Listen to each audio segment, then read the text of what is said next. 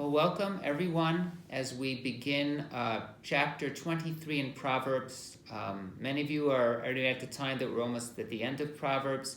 It's hard to really choose a chapter in Proverbs to teach because a lot of times, at least from the chapter, I would say 10 and on, there are a lot of sayings that don't really follow a flow. It requires a lot of work to figure out what is the purpose of the specific chapter. I believe chapter 23, we can find a flow, which is really significant. And we're going to try to add keep in mind a certain theme. The first thing is just in general, we find that many times in the Torah and the scripture as well, that we're using the male, even though many of these lessons could probably be for females as well, and talking about a father to a son, sometimes a mother to a son too, but just to keep that in mind in our conversation. The other thing is that many times there can be references to God as well, sort of intertwined in it. So we talked about sort of the plain meaning of the text, sort of the parable itself, and the meaning behind it. But I believe here in chapter 23, we're going to get a flow, and I think the way I'd like to explain it is that the first verses that we'll be talking about is really the individual himself learning from his own experience and then passing on and disciplining his children in a proper way. So that's how we're going to go with this. We'll hit more of that on the end, but even there'll be a lot of lessons that sort of are taught even from, as I said, the parable itself that we're going to learn from as well.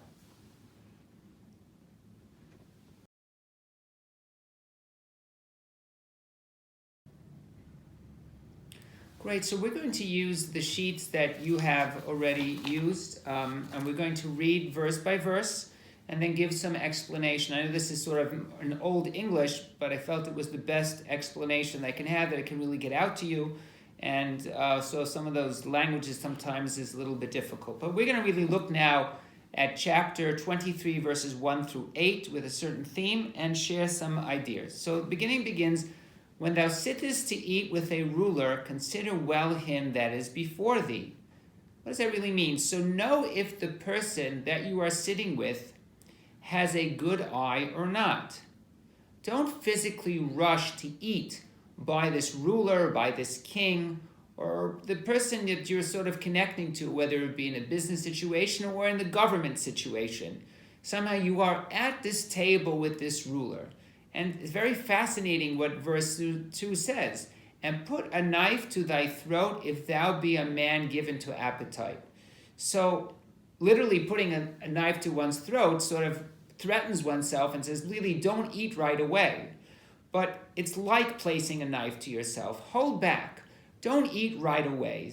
Look around, sort of look at the situation, realize if there's any danger involved in joining and eating with this particular ruler. Because if you are going to eat with him, you might feel an obligation to follow him, or you're going to follow his lead. So first he's going to entice you with the physical, and then he might have you do things which are inappropriate. So again, sometimes in the beginning you're required to put sort of a knife actually to your throat. Not literally, but sort of create that discipline for yourself.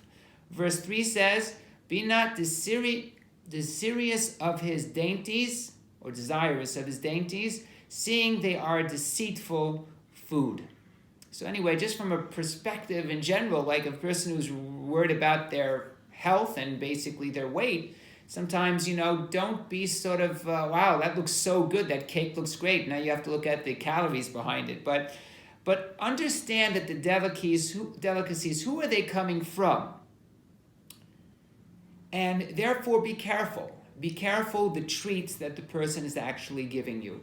Verse 4 says, "Weary not thyself to be rich, cease from thine own wisdom." You might say, this is a great opportunity, I'm going to become rich. Desist, hold back. And understand that if you're going to run after the riches, then you're going to lose the sense of your wisdom. Cease from thine own wisdom. So you're dealing to this ruler, he's giving all these delicacies, he's offering you various riches. Hold back, think about the knowledge that you received, and understand that if you might run after that, you might actually be giving up your wisdom. Verse 5, "Wilt thou set thine eyes upon it? It is gone." That's really with riches too. Riches may go any day, like it might fly away on some level. And as we've had, for riches certainly, I didn't read the whole verse, for riches certainly make themselves wings like an eagle that flies toward heaven. It'll just fly away. Therefore, it was, we mentioned beforehand that, and many times in the Proverbs, knowledge doesn't flee away. Verse 6, eat thou not the bread of him that has an evil eye, neither desire thou his dainties. Again, similar to what we had in verse 3, as well in verse 1. Hold back, relax, see if this is really to your advantage. For as one that has reckoned within himself, so is he. So understand that the person who you're eating with, further, eat and drink, saith he to thee, but his heart is not with thee. So he's actually taking an account of you and doesn't want to give you. Sometimes you might think that it's too good to be true. And this is something also that the Proverbs says. Don't rush into things.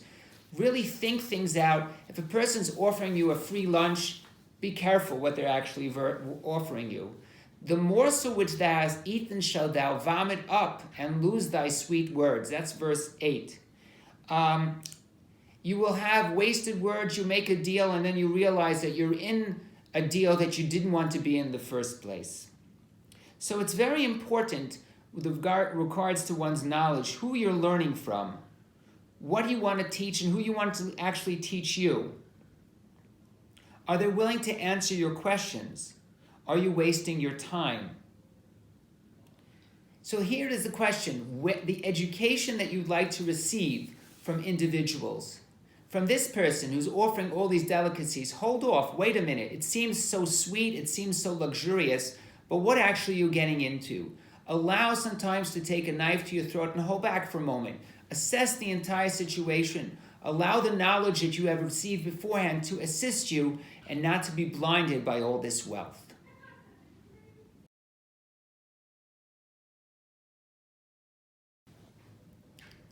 Okay, we continue here and trying to find some sort of theme here with these next 3 verses. It seems to be some sort of bridge. Again, you've experienced this person. You might have even had vomited. You might have done things when you were younger that caused you to vomit, things that you've learned from. And now the question is, what are you going to take with that knowledge? So let's look at verse 9. It says, speak not in the ears of a fool, for you will despise the wisdom of thy words. So again here, it could be that this is talking about in general, as King Solomon had said many times, can you really discipline the fool? Can you really offer words? Because they despise wisdom. But think about it this way. The person that you were with above, was that person a fool? Was that person a wise person? That's very important in regards to the deals that you're making with that person. If you're convinced that the person is a fool, then you need to move away. And perhaps the person, the ruler that you would spend time with, is really a fool. Some people like, for example, Achashverosh. People say that he was a fool, that it was a king that was a fool, to really move away from him and not to spend time with those rulers if they're going to cause you damage. Now let's talk a little bit about this. But if you take a different approach, if you decide that you want to follow the fool, and what the fool is going to tell you to do is to get easy stock, which means you'll be able to steal from people who will not give you too much. Look at verses 10 and 11. Remove not the ancient landmark and enter not into the fields of the fatherless, of the ownerless, of those of the orphans. As it says in verse 11, for their Redeemer is strong, he will plead their cause with thee. The Redeemer referring to God. So don't use your knowledge to take advantage or to tear down. For example, there are ancient landmarks. As we see today, a lot of ancient landmarks are being torn down. And the question is, it's not a good idea to remove them. Understand that there are things that you can learn from the past, and to knock things down and to create a fatherless world. And also in general to take advantage of the yasom, of those that are fatherless or poor. Because God concerns himself with the poor. Your obligation is to leave the field where it is and offer to them your knowledge, your insight. Don't steal. Don't take advantage of the poor. We also see from above that you make a deal with the ruler. He says, you know what? You become the tax collector. Take advantage of the poor, since no one can protect them. But remember that God hears the prayers and the cries of the yasom, as it says in the Torah, of the orphan. Hashem protects them. So therefore, be smart. Care for the poor. Don't follow the evil ruler. So, before we move on, this is your experience. In life, you had advantages to really do good jobs, jobs that will help the world, and easy jobs with a ruler who will give you delicacies and easy ways to make a fast buck.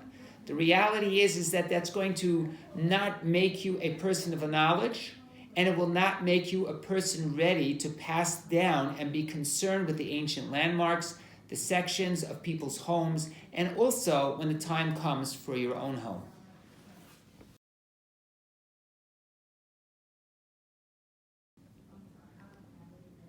At this point, you've been a hippie already for some time, and you've moved on, and you've sort of realized that it's time for you to teach your children. And therefore it says in verse 12, apply thy heart unto instruction and thy ears to the words of knowledge. Bring the discipline into your heart and let the wise words enter into your heart. Be prepared to discipline others only if you are disciplined yourself. Reminds me of the story of a little boy and his family who came to Mahatma Gandhi, and the child had issues with sweets, and the parents wanted him to come to Gandhi and so give him advice. So Gandhi said, please come back in 2 weeks. Okay, so the child came back in 2 weeks with his parents, and he gave a whole explanation of, sugar's not so good for you, can affect your teeth, etc. And, it's not going to be healthy for you at the end. So some of his students said, Gandhi, I don't understand. You could have easily told the child that information 2 weeks earlier. Why didn't you tell him right now? Why'd you only wait 2 weeks? So he answered, well, listen, I had a sugar problem as well, so I decided to stay away from sugar for 2 weeks so that I could be honest and discipline him and really take to heart the discipline to myself before I can give discipline to others. So that's extremely important for a person to have that knowledge and really to allow it to enter into their heart, as we'll also explain at the end, but the truth is the Torah says it. The words that I command you, you should place them on your heart, and only then will you actually have a good possibility of teaching your children. But let's look further at these verses talking about disciplining children. 13, withhold not correction from the child, for thou beat him with the rod, he will not die. Now, I'm not suggesting people beat people with a rod at this point, but the idea is that sometimes physical discipline might apply. There might be other things that actually are more painful than just physically smacking them in the tush or something like that. But understand that he won't die from discipline from the parent. 14, again, a little bit more stronger here. Thou beatest him with the rod and wilt deliver his soul from the nether world. A good disciplining parent, there are other ways to discipline as well, not for our conversation today. If you actually are, it should never be hitting someone with anger, but, if that would be the case, but I'm not getting into that right now. But anyway, that's what the verse is talking about. But the point is that he will be in jail if you don't discipline him properly. And he says in verse 15, my son, if thy heart be wise, my heart will be glad, even mine. And in 16, ye my reins will rejoice when thy lips speak right things. That the parent will rejoice in your accomplishments. You will also speak words of knowledge, and that extremely will be important for the child, for the parents. As we have in our own commentary, as we brought, parents and children have common spiritual roots, and so a parent is capable of perceiving his child's wisdom, even if the child never gives expression to it. Thus, as long as his child's heart be wise, the parent will inexplicably be filled with joy. So again, sometimes parents have to make a hard decision. I just spoke to someone today. A parent can't be a friend of the children, has to be a parent, And, there are various books you can read about parenting children today without even using various types of rods, etc., that can cause a lot of pain and get them in the right track. And verse 17, it says, "Let not thy heart envy sinners, but be in the fear of the Lord all the day." With the knowledge that we teach our children not to search out sins, but to actually fear God. As we mentioned at the beginning of Proverbs, that the beginning of knowledge is with the fear of God. "For surely there is a future, and thy hope shall not be cut off." Your own children and grandchildren, you will be able to shed nachas from them if we discipline them in the right way. And also your hope. God will have your hope. When your soul leaves this world, you will be in a wonderful place, those particular children. So again, if we look at this point, I believe we're talking about raising children, if I'm going to take this to before their bar bat mitzvah. Like, we're talking about disciplining in the proper way, giving them the proper tools, giving them knowledge, being the parent, sharing with them what they need to do, trying to help them avoid sin, and teach them the importance of fearing and loving God.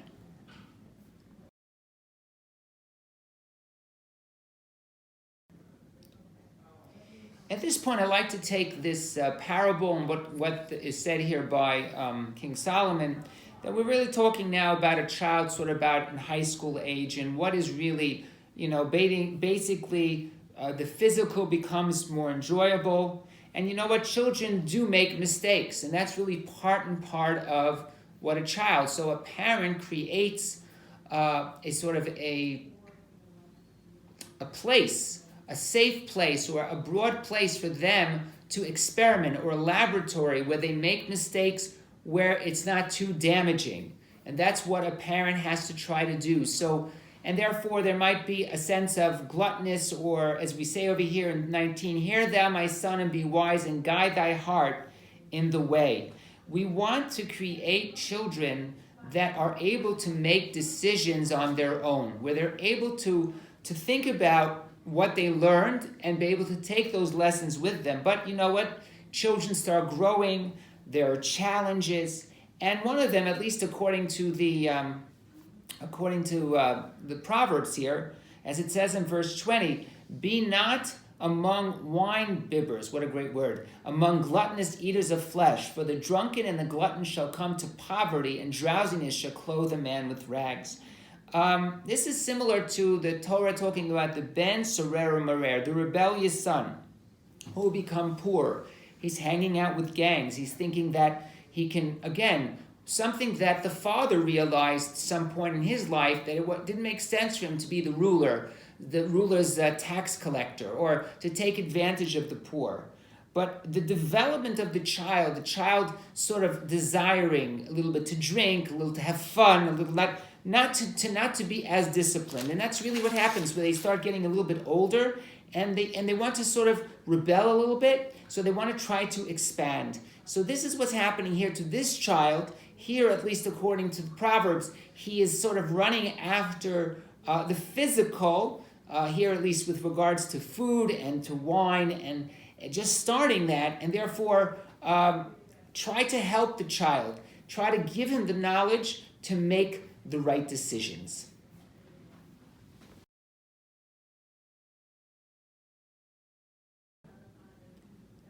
Now, this is a difficult thing for, if we're taking the way I'm explaining this, high school child to sort of listen to their parents.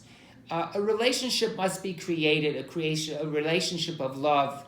As we had earlier, if just hitting with the rod without any love, they're going to just view their parents as, evil people, or individuals who don't really care about them, who are just, and if they're hitting with anger, etc. So there's really you want to create a model where they're actually listening to their parents when their parents are not around. So here I think this is a plea to the child to listen to his parents. Let's see what it says. So we're up to verse 22, I believe 22. It says, "Hearken unto thy father that begot thee, and despise not thy mother when she is old." So again, it's kind of interesting over here. It could refer here also to the Torah, the father referring to the written Torah, the mother referring to the oral tradition or the customs. Also, to understand that that is what you're going to take with you. A high school child or children will take those lessons that they were growing up with, and they're going to pass them on to their own children later on. And this is even to say, even if your parents are no longer with you, to take those daily lessons that they had. Buy the truth and sell it not, also wisdom and instruction and understanding. This is so Proverbs. Buy the truth and sell it not. Look for what the truth is, wisdom, instruction, understanding. The father of the righteous will greatly rejoice, and he that begetteth a wise child will have joy of him. Again, this is sort of the joy that will happen, that, as we said again, shebing nachas, that some of the work in the beginning, this is extremely important for parents, that the work that they do in the beginning, that, it's, I sometimes say, I used to say that, when my kid is upset with me, that's a good thing. I'm glad he's upset with me. That means maybe I'm doing my job, or that I'm feeling bad that he's upset. And the truth is that usually that's coming from a place that, it's a bad lesson for him, or it's actually a good lesson for him, but it tastes bad. Let thy father and thy mother be glad, and let that her that bore thee rejoice. And therefore that's sort of the idea of understanding that they will see in the future that the discipline that was given, that creating the boundaries. We talked about boundaries before, how important those boundaries are for the children, that they have space, but they know that there's a place that they can't go further that. And this is something that the parents will ultimately rejoice in.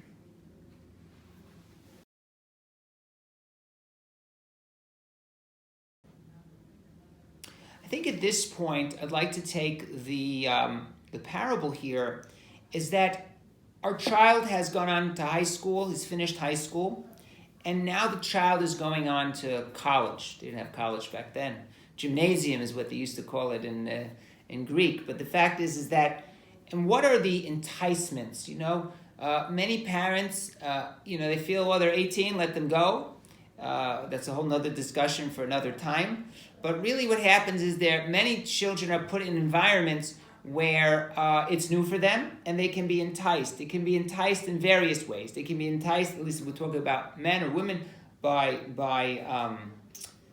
being enticed for sexual relations in college, etc., from situations which are not as healthy. They could also be enticed by the stuff that's taught, what we call the minus, or the heretical thoughts. Or for example, if the person is Jewish, they might be enticed to be with a non-Jewish woman, etc., something the first time they've had that experience. So this is sort of so how do we be careful about these things? Many times a harlot is also referred to heretical thoughts, similar to the concept in the Torah when it says, V'lo taturu acharei levavachem acharei einechem asher atem zonim achareihem. Don't be tour off or go off after your heart and after your eyes and things that you were enticed by. So for example, this is heretical or paganist thoughts, as well as wayward women here, referring to, let's say, non-Jewish women, etc. And so this is what it's basically saying over here. So we have here, it says, my son, give me thy heart, let thine eyes observe my ways, and sort of come my way. God is saying, or the parents who sort of brought God to them, so let your heart come my way, for a harlot is a deep ditch, and an alien woman is a narrow pit. It looks enticing now, it looks great now, but what will happen in the end is that you get married, and then ultimately you have kids, and then there's a lot of problems that happens after that, because how do you want to raise the kids? She also lieth in wait as a robber, and increaseth the faithless among men. So as that says 28 as well. So there is a sense of being concerned about the people that you are with. You hope that the lessons that are taught earlier on can give a person in the right path. I mean, again, if a parent decides to send their child to a college at least there should be a very high Jewish, let's say, Hillel or other things like that, or there needs to be a place where they can get fed, as we talked about even earlier on. The last point we're going to talk about here is the other enticing thing, and that is the drinking of wine.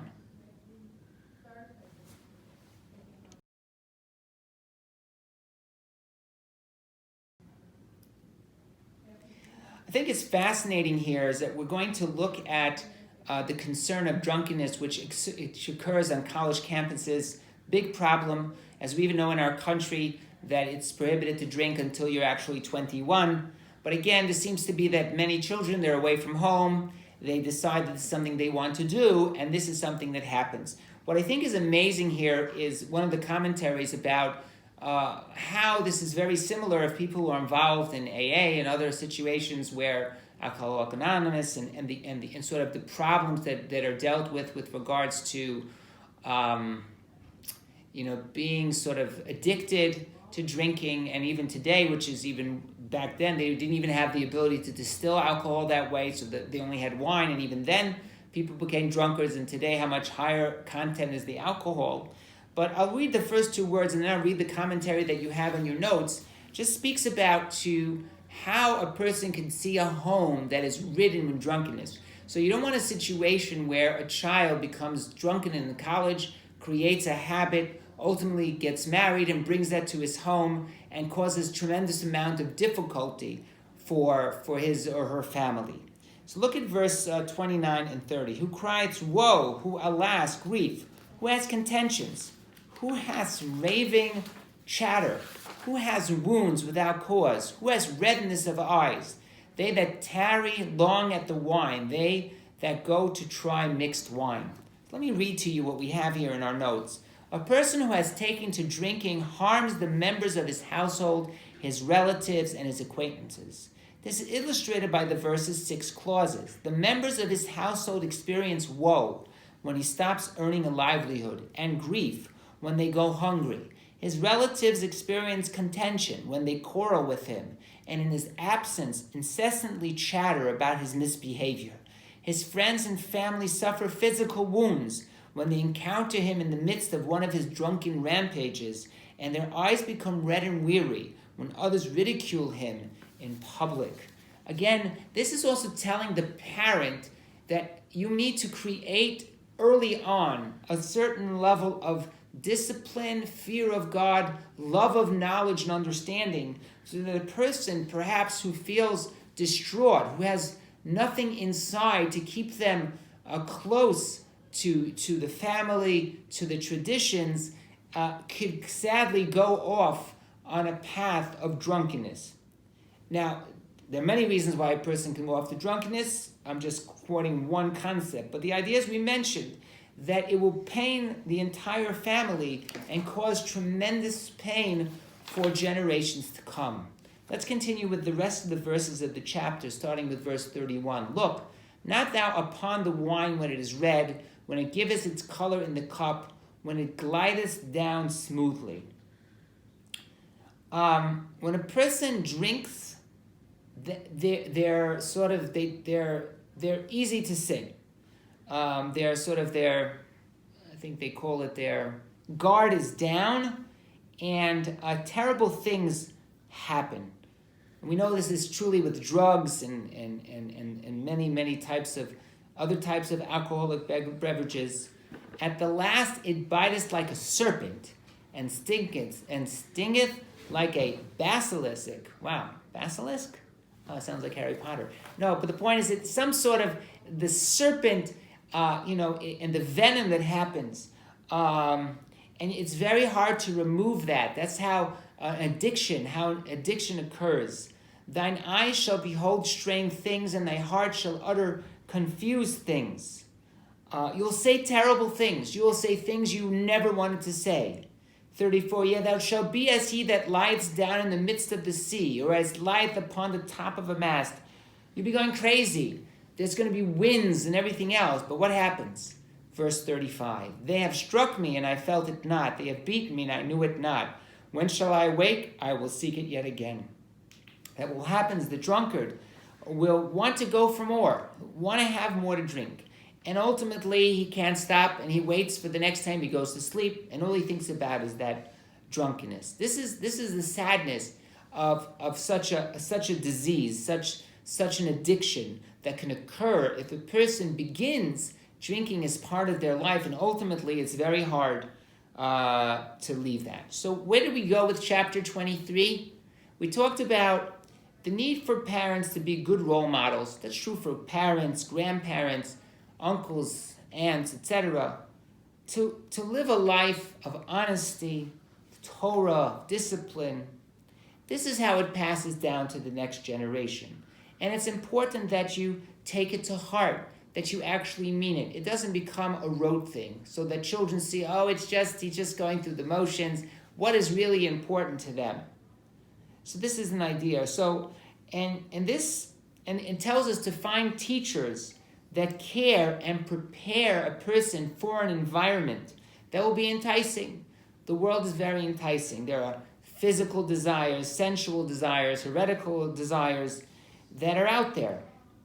And either they're going to run to that, or they're going to run to the physical, which is extremely dangerous. People with addictions and parents who deal with this, it's a tremendous amount of pain and how much damage it is and that occurs. I'd like to end with the words that we say in the Shema itself. That the idea, as we mentioned earlier, how do you come to the love of God? You come to the love of God of placing those lessons and the love upon one's heart. And then the shinantam levanech v'dibarta bam, that you will teach your children and you will speak in them.